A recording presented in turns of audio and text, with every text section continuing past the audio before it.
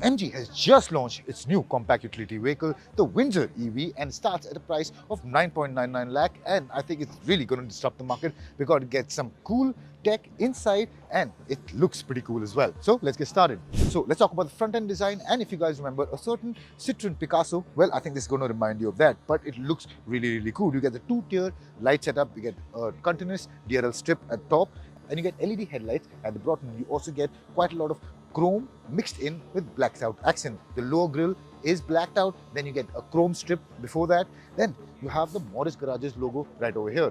And if you move to the side, I think the highlight has to be these 18-inch diamond cut alloy wheels. They fit the wheel well really nice. I think they give the car a really proportionate style. And at the side, it looks big. I think it's really going to be imposing on the road. Then of course, with that, you also get flush door handles and pretty clean lines all the way to the back. Before we go backwards, actually, I just want to show you guys that you also get chrome and blacked out accents all over at the side as well.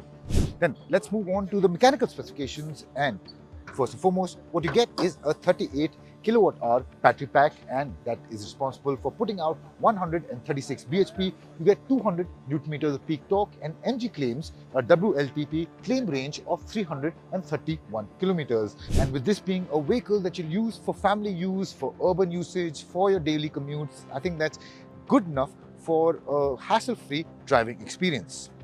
Alright, now in terms of dimensions, you get a wheelbase of 2,700 millimeters. Now it is tall as well. You get almost 1,677 millimeters of height.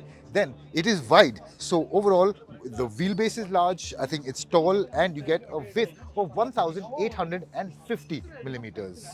Then we moved on to another color variant, as you guys can see, and it's black. It looks pretty good, but here's where I want to show you the design at the back. You get a one-piece panel which runs across the entire width of the car. You get LED tail lights, and you get clear lenses for those LED tail lights as well. Here too, you get chrome accents, and you get large, bold Windsor badging right across the back.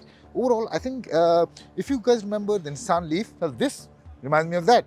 So overall, I think the design, well, it has some familiarities with some European cars, and overall, it's a neat, quirky little product. I actually like it. Like, even though I'm making comparisons to other products, what, in my opinion, I think this is a decent, fun and quirky looking vehicle. It should appeal to a lot of young and old buyers alike.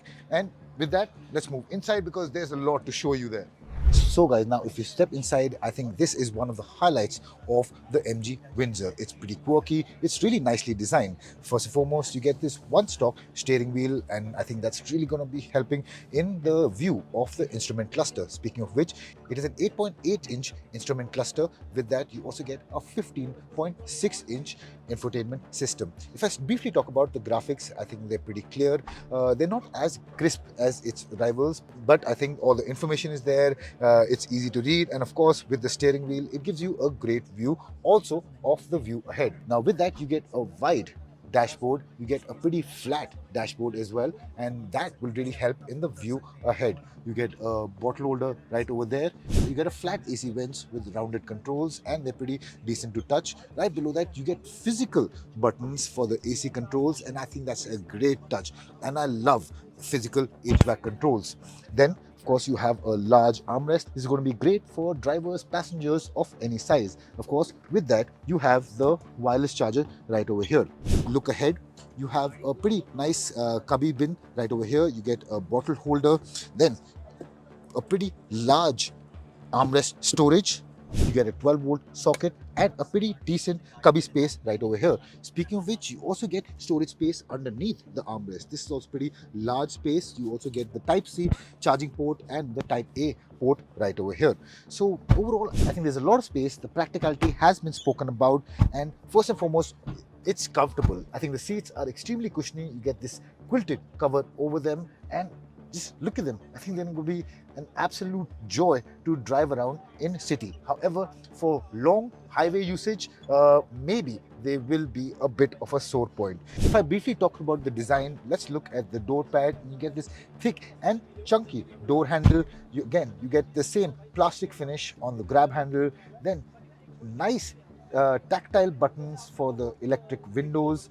Then you get a 9-speaker infinity sound system. With that, some other features, you get a 360-degree camera. Of course, I spoke about the wireless charging vents. I spoke about the 135-degree reclining Aero lounge seats, the 15.6-inch touchscreen infotainment system. And if I talk about the software, well, it's Geo-powered. You get Geo 7, you get connectivity, and it's not laggy, but it's not the fastest system either. This is a system which sort of resembles the Hector and the Aster, but overall it's pretty decent to use. You have drive modes over here, then you have, of course, the vehicle settings to fiddle around with, then the 360-degree camera, which I spoke about.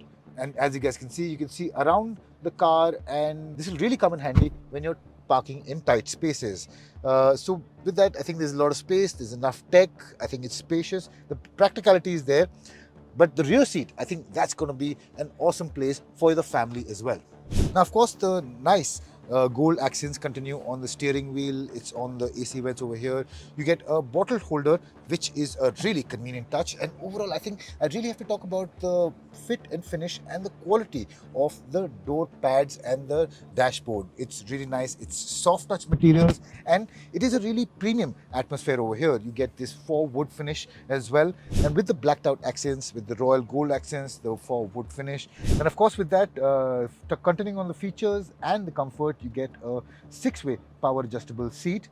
You don't get one for the passenger side, but you do get a powered electric seat for the driver. Then, like the front, here too you get the cushiony quilted seats. Now, a special feature about these Aero lounge seats, as MG India likes to call them, they can recline up to an angle of 135 degrees, and the boot is flat. Overall, I think a lot of people can find a comfortable place to be for longer journeys. Then you also get an armrest, which I was afraid that it's going to point straight towards the sky, but I think it's pretty decent for when you're leaned back as well. You get cup holders over here, and you get the biggest talking point definitely has to be the space. Just look at it. I have lots of space to move around. There's never going to be a hindrance for 3 passengers abreast, and you get a large but one AC vent. Then you have Type-C charging port, and you have a large cubby bin right underneath it. Then, as you can see, I have enough knee room. Brother, what's your height? 6. So the passenger head is 6 feet tall, and as you guys can see, I have enough leg room. Myself, I'm 5'6", and of course, I'll have more space than any other taller passengers, but it's decent. Then in terms of the design, then of course you get the royal gold accents, which you get ahead. You get a chunky door handle, this sleek looking button for the electric windows, then of course the infinity sound system. Overall, I think it's pretty elegant inside because you don't have a lot of things going on. It's a pretty clean design as far as I'm concerned. However, one thing I would like to add is the fact that these are manually operated. There is no electric operation like at the front, so that maybe hinders the convenience a bit, but it's not that bad.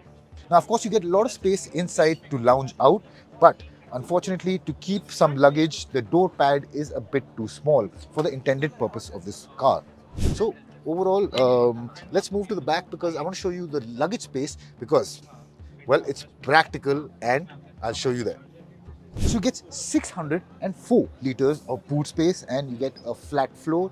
As you guys can see, of course, it's not that high in terms of its height, but in terms of its width and length, it's pretty decent for a compact utility vehicle. Now, before I sum up, let me talk about the variants that this car is available in. There'll be a total of 3: Excite, Exclusive, and Essence.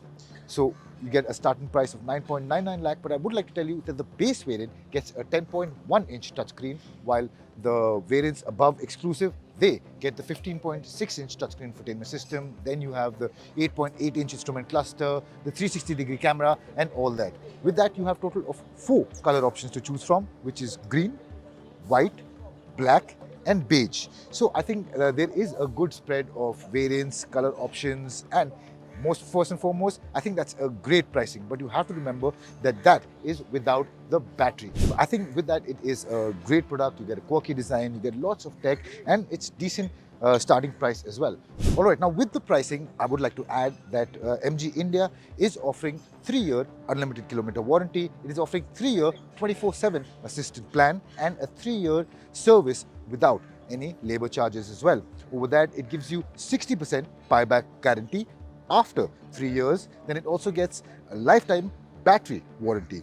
And then you also have 1 year free public charging at MG's e-hubs as well. So overall, with the pricing, I think you're getting great value for money and benefits too.